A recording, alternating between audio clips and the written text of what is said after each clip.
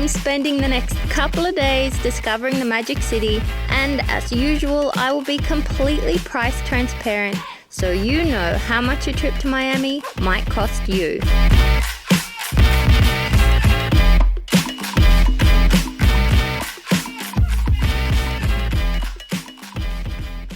Miami used to be complete swampland, so the area is a predominantly man-made one, and actually still to this day thousands of tons of sand are imported each year. Another fact for you is that it is the only US state that was founded by a woman. It's also where sunscreen was invented, and most importantly, it's the home to the Golden Girls. So now you're all caught up, let's start the day and head to breakfast.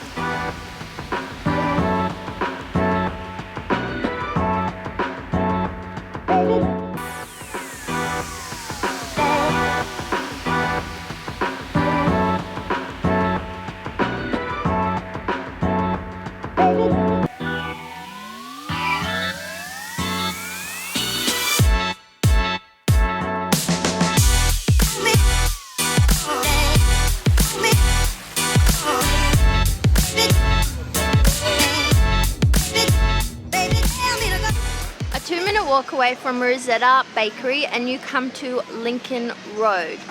Now this is a very popular shopping precinct. It has the normal chain stores, but it also has high-end boutiques and a lot of alfresco dining.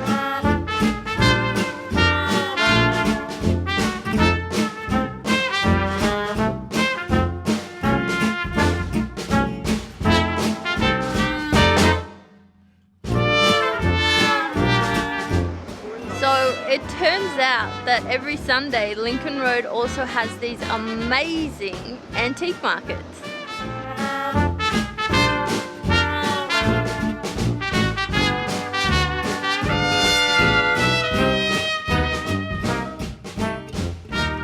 The great thing about South Beach is that it's completely walkable. So my game plan today is to just keep heading south. Now, if you were to walk the same route as I am today, it will probably take you about an hour and a half.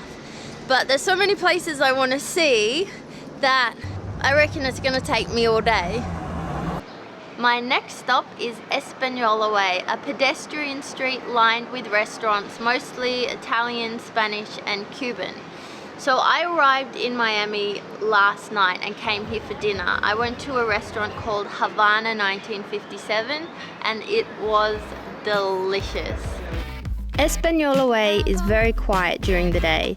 It's still a nice spot to come for lunch, but it doesn't truly come to life until around 6 p.m.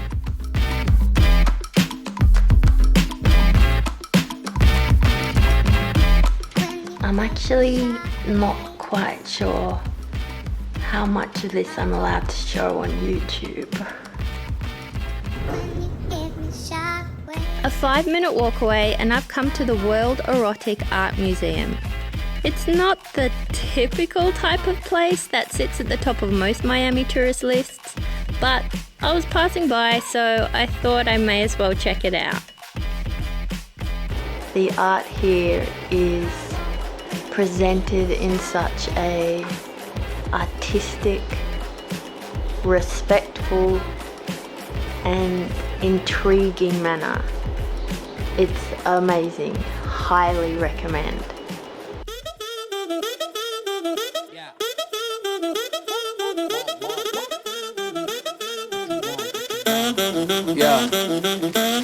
Around the corner down 12th Street, you'll hear Ocean Drive before you even step foot onto the busy promenade. This is the main stretch of South Beach. I absolutely love Art Deco, and Miami has over 800 Art Deco buildings, most of them located here in South Beach. Now, Art Deco can be characterized by their pastel colors and geometric shapes, and they were all built in the 1930s. And it's so cool. It makes this area all that much better. And to think in the 1970s, they were going to knock them all down for condos.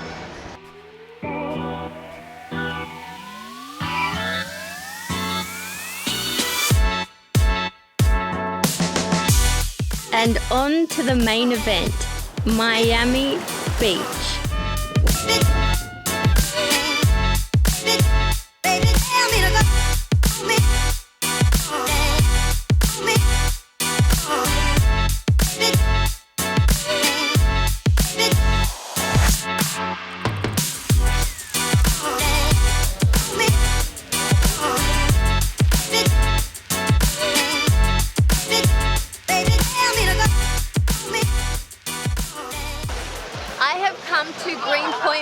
At the end of South Beach, and this place is so busy. Everybody's here to watch the sunset and to also watch the cruise ships pass. So they head through this channel here and out to sea every Sunday, and they're just massive.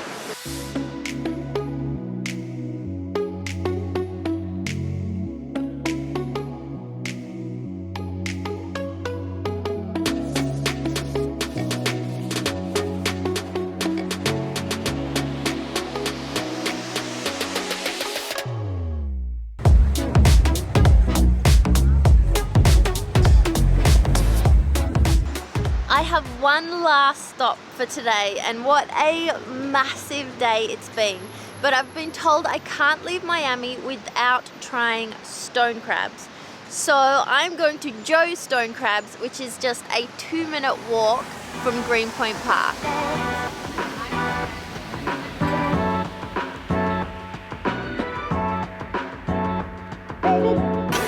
Joe's Stone Crab is actually a lot fancier than I expected. All the servers are wearing tuxedos, and I just found out that this is actually the oldest restaurant in Miami. It's 107 years old.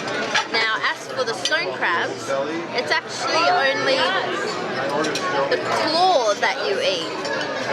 Interestingly, the stone crabs, after their claw is taken, they actually regrow their claw and regenerate. So, what does it taste like? It's delicious. It tastes just like crab. Good morning. I'm starting off today at a place called Wynwood. This area used to be a big industrial area where all of the garment factories were, and then it was abandoned and it kind of became a really derelict and dangerous place. But then about 10 years ago, all of these street artists came in, and now what you're left with is a whole area of amazing street art. And the best way to view it is to come to a place called Wynwood Walls.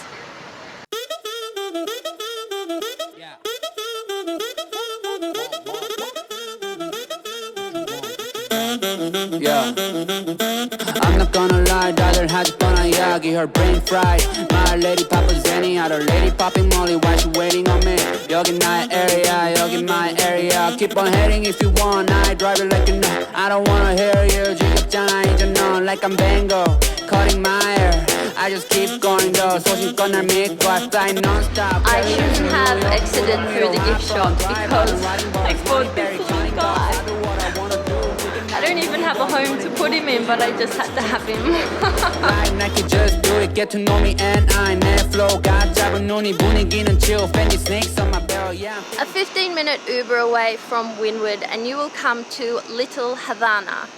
When Fidel Castro won the Cuban Revolution, lots of Cubans were eager to escape a communist regime. So they came to Miami due to its close proximity to Cuba. Now Miami has the largest population of Cubans outside of Cuba in the world. So if you want to come to Little Havana, I suggest coming straight to 8th Street, which is the main stretch, or as the locals call it, Calle Ocho.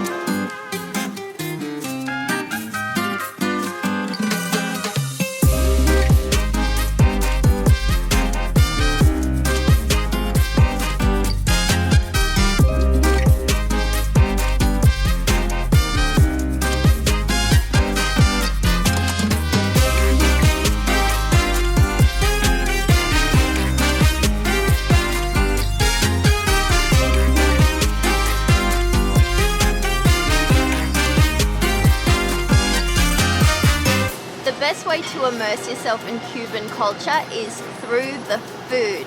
So I haven't eaten anything yet today because I want to try as much as possible. Starting with a Cuban coffee, also known as a cafecito.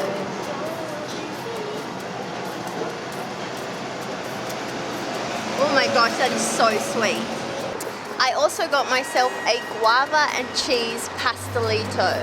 It's absolutely delicious. The pastry is so crumbly. I thought I'd be a bit thrown by the cheese and guava combination, but it's really good.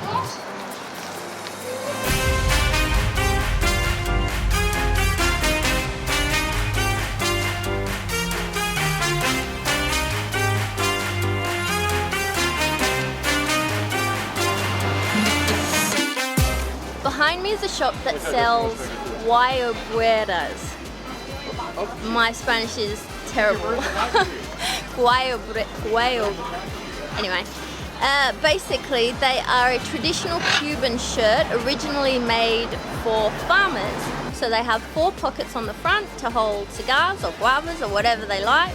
And on the side there's some buttons so the farmers could hold their machetes in their pockets without getting slicing their shirt. So they don't really wear them anymore in Cuba, but they are very popular amongst tourists.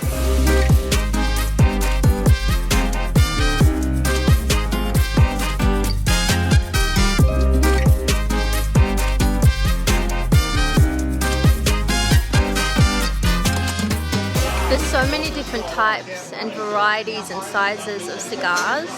I don't really know much about it, but I was told that the Cuban cigars here aren't actually Cuban cigars because of the rocky relationship that Cuba has with America.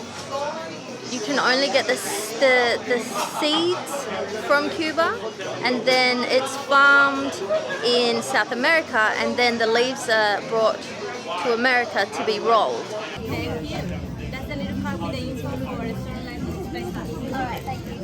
So I bought a cigar. I don't smoke, but I just kind of felt like I needed to try it. I don't know, I'm spending my money on stupid stuff today. Ugh. Ugh. Kind of smells like urine and old men.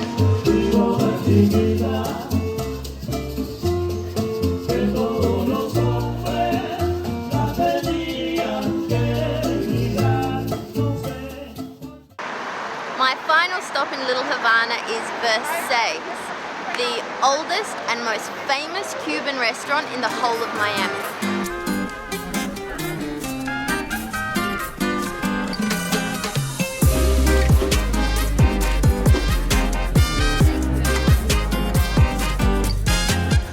Can you believe that this is my first time ever trying a Cuban sandwich?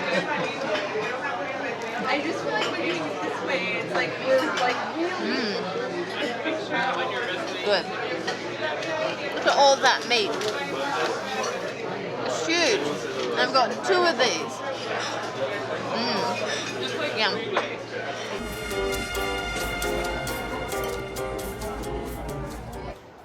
I am just waddling up the stairs to my accommodation. The plan is to have a shower, get changed, and then I'm heading out to South Beach to see what the nightlife is like. But first, I want to show you my Airbnb.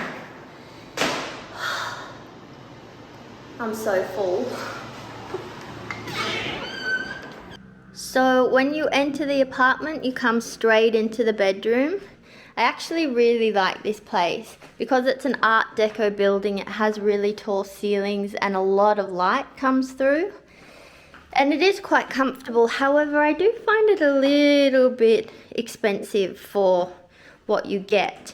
But that's because it is peak season right now in December. And that is because the rest of the US is starting to get quite chilly. So the snowbirds, which they're called, come down to Miami to escape the cold. And there's the bathroom. And here's the walk-in wardrobe, which I'm not going to show you because it's a mess. And there you have it, my Airbnb in South Beach.